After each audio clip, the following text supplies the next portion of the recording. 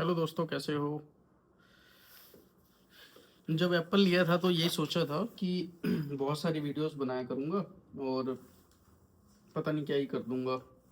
और ये मोटिव बिल्कुल ज़रूर था कि वीडियोस के लिए ही लेना था। और बहुत मदद की गई मुझे इस फ़ोन को लेने में, दिली इच्छा थी और एक टाइम के बाद ले भी लिया। एंड नो डाउट फ़ोन तो है ही ज़बरदस्त। बट काफ़ी टाइम तक इससे अभी काम तो कर रहा हूँ, बट अपने लिए ब्लॉग्स बहुत कम बनाए हैं। ये माइक भी डिजिटेक का माइक है।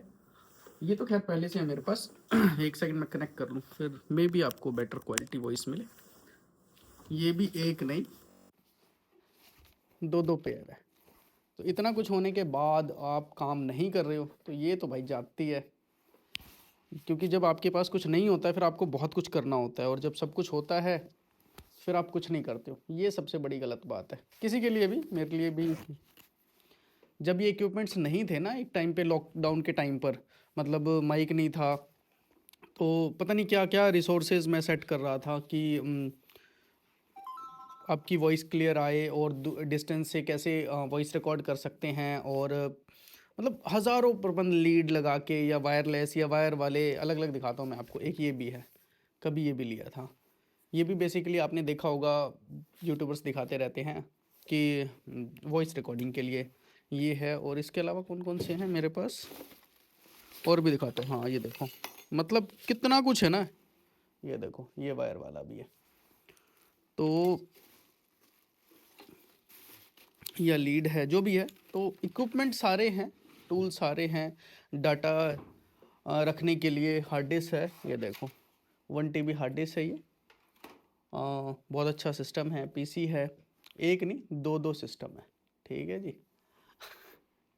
मतलब लाइटिंग का प्रॉपर प्रोविज़न है। जहाँ कभी कई बार होता है ना कि आपके पास लाइटिंग का प्रोविज़न ना हो, या फिर आपके पास साउंड का इशू रहता है, तो ये बिल्कुल हमारा साइलेंट स्टूडियो है जिसमें कि साउंड का कोई इशू नहीं है। इस तरह की चीज़ें, मतलब एक यूट्यूब जब आप सोचते हो तो ये सारी चीज़ें हमारी ना बैरियर्स बनती है। बैरियर इस चीज़ में बनती है कि आपके पास रिसोर्सेज नहीं है, चीज़ें नहीं हैं, आप वीडियो नहीं बना पा रहे हो, आप काम नहीं कर पा रहे हो। लेकिन जब धीरे धीरे चीज़ें रिसोर्सेज हो जाती हैं तो क्या उसके बाद हम काम करते हैं?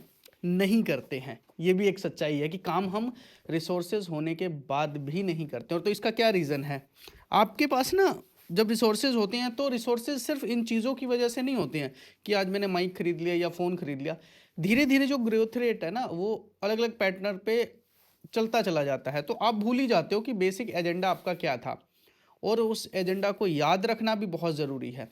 अगर आप उस एजेंडा को याद नहीं रखोगे तो आप डेफिनेटली भूल जाओगे कि आपका पर्पज़ क्या था और बेसिक गोल क्या था। तो कई बार अभी भी लोग पूछते हैं मुझसे, स्पेशली इस माइक के बारे में, कि कौन सा माइक हम ले। तो मैं यही अभी भी रेकमेंड करूँगा। ये लगभग 4500 का आपको मिलेगा, कहीं से भी ले सकते हैं, कोई प्रॉब्लम नहीं है। एक बार टेस्ट करके ज़रूर ले, चेक करके ज़रूर ले।